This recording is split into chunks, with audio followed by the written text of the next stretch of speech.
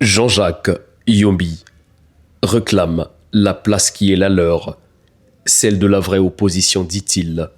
Cette déclaration a été faite lors d'une prise de parole du Présidium des Forces du Changement, ce 2 mai à Brazzaville, accompagné des autres figures de cette plateforme de l'opposition. Le président du RDD appelle le peuple à regarder dans la direction de la véritable opposition et non ailleurs. Aujourd'hui, cette élection nous a montré qu'il y avait effectivement une opposition du pouvoir et une opposition au pouvoir. Mais nous disons aujourd'hui, ça nous a permis de savoir quelle est la seule et vraie opposition. Il y a des partis politiques aujourd'hui qui ne peuvent pas dire aujourd'hui qu'ils sont dans l'opposition. Et je suis extrêmement malheureux pour le président Pascal Lissouba qui a été chassé du pouvoir par un malpropre et qui a son parti qui est totalement assujetti au parti au pouvoir.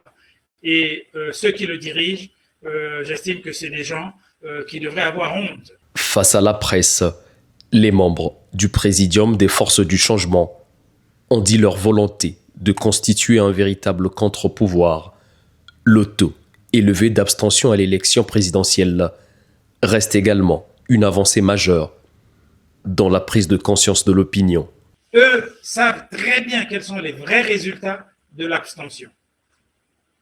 Cette abstention a été augmentée par eux-mêmes avec leur histoire de couper le téléphone à 6h40.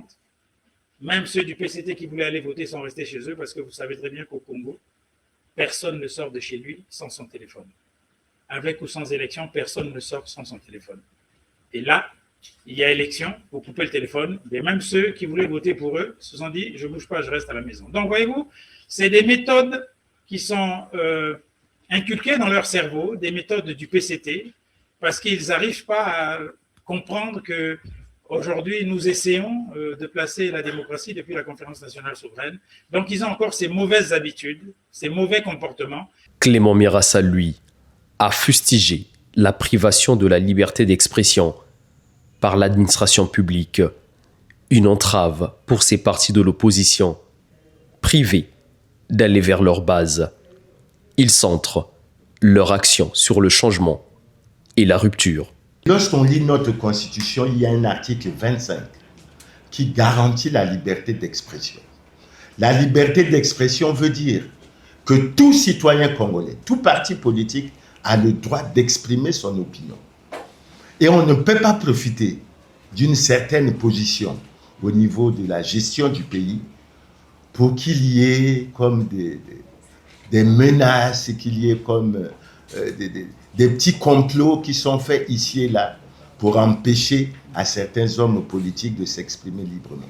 Nous apprécions très mal le fait que nous avons envisagé de tenir une conférence de presse aujourd'hui dans la salle de réunion de l'armée de salut au plateau des 15 ans.